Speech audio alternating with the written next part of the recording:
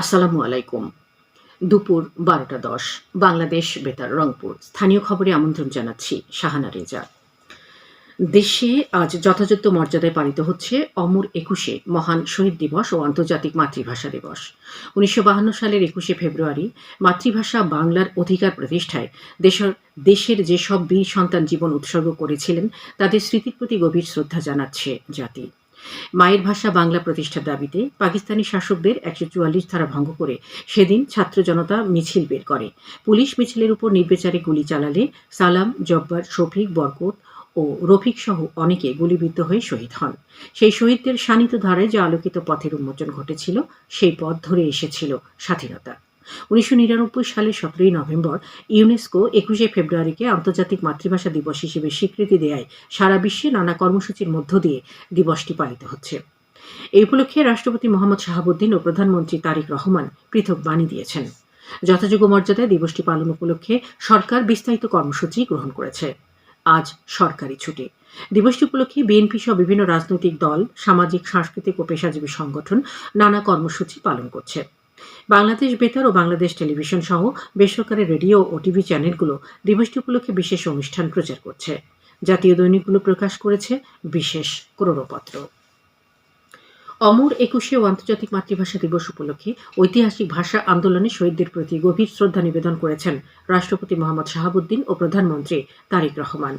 গত মধ্যরাতে কেন্দ্রীয় শহীদ মিনারে প্রথমে রাষ্ট্রপতি ভাষা শহীদদের প্রতি শ্রদ্ধা জানিয়ে পুষ্পস্তবক অর্পণ করেন। পরে প্রধানমন্ত্রী শহীদ মিনারে পুষ্পস্তবক অর্পণ করেন। প্রধানমন্ত্রীর শ্রদ্ধা নিবেদন শেষে ভাষা শহীদদের রুহের মাগফিরাত কামনা করে দোয়া করা হয়। এ সময় প্রধানমন্ত্রী তারেক রহমান সহ উপস্থিত সবাই দুহাত তুলে ৯০ ও ২৪-এর আন্দোলনের শহীদ সহ ভাষা শহীদদের আত্মার শান্তি কামনা করেন। একই সঙ্গে শহীদ প্রেসিডেন্ট জিয়াউর রহমান, সাবেক প্রধানমন্ত্রী বেগম খালেদা জিয়ার জন্য দোয়া করা হয়। এছাড়া এ সময় দেশ ও জনগণের কল্যাণ ও শান্তি কামনা করা হয়। মহান শহীদ দিবস ও আন্তর্জাতিক মাতৃভাষা দিবস উপলক্ষে বিভাগীয় নগরী রংপুরে বিভিন্ন কর্মসূচি পালিত হচ্ছে।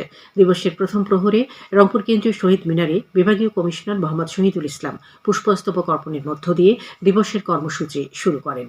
পরে সংসদ সদস্য মাহবুবুর রহমান বেলাল, সিটি কর্পোরেশনের প্রশাসক Ashraful Islam, Bangladesh police Rangpur range DIG Mohammad Aminul Islam, police commissioner Mohammad Majid Ali, জেলা প্রশাসক মোহাম্মদ এনামুল আহসান, পুলিশ সুপার মারুফাত হুসাইন ভাষা শহীদদের প্রতি শ্রদ্ধা জানিয়ে শহীদ মিনারে পুষ্পস্তবক অর্পণ করেন।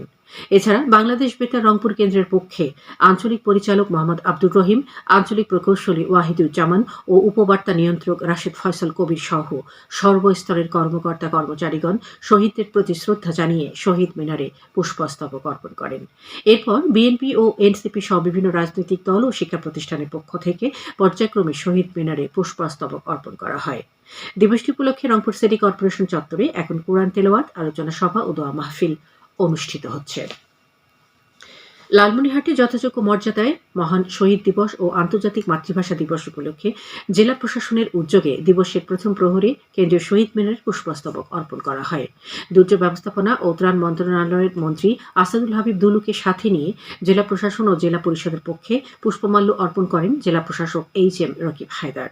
কুড়িগ্রামে দিবসটি উপলক্ষে শহীদদের স্মরণে পুষ্পার্ঘ্য অর্পণ করেন জেলা প্রশাসক অন্নপূর্ণা দেবনাথ ও পুলিশ সুপার ফজলে রাব্বি সহ সর্বস্তরের মানুষ। গাইবান্ধায় মহান শহীদ দিবস ও আন্তর্জাতিক মাতৃভাষা দিবস উপলক্ষে বিভিন্ন শিক্ষা প্রতিষ্ঠানের শিক্ষার্থী, সামাজিক সাংস্কৃতিক সংগঠনের নেতৃবৃন্দ সহ সর্বস্তরের মানুষ কেন্দ্রীয় শহীদ মিনারে পুষ্পস্তবক অর্পণ করেন। এর আগে ২১শে ফেব্রুয়ারির প্রথম প্রহরে কেন্দ্রীয় শহীদ মিনারে শ্রদ্ধা নিবেদন করেন সংসদ সদস্য মোহাম্মদ আব্দুল করিম, জেলা প্রশাসক মাসুদুর রহমান মোল্লা ও পুলিশ সুপার জসিমউদ্দিন সহ বিভিন্ন রাজনৈতিক দলের নেতৃবৃন্দ। এদিকে দিবসটি উপলক্ষে জয়পুরহাটে ২১শে প্রথম প্রহরে কেন্দ্রীয় শহীদ মিনারে পুষ্পস্তবক অর্পণ করেন জনপ্রশাসন প্রতিমন্ত্রী মোহাম্মদ আব্দুল বারী ও জেলা প্রশাসক মোহাম্মদ আল মামুন মিয়া। পরে সংসদ সদস্য ফজলুর রহমান সাইদ ও পুলিশ সুপার মিনা মাহমুদা শহীদদের প্রতি শ্রদ্ধা জানিয়ে পুষ্পস্তবক অর্পণ করেন। খেলার খবর ফুটবল। কুড়িগ্রামের রৌমারী উপজেলার টাপুরচর হাই স্কুল মাঠে অনুষ্ঠানরত শহীদ আবু আসাদ ফুটবল টুর্নামেন্টে পূর্ব পাখিউরা ফুটবল একাদশ চ্যাম্পিয়ন হয়েছে। গতকালের ফাইনাল খেলায় বাইটকামারী ফুটবল একাদশকে ১-০ গোলে পরাজিত করে তারা এই গৌরব অর্জন করে। এবারে জানিয়ে দিচ্ছি ইফতার ও সাহরির সময়সূচি।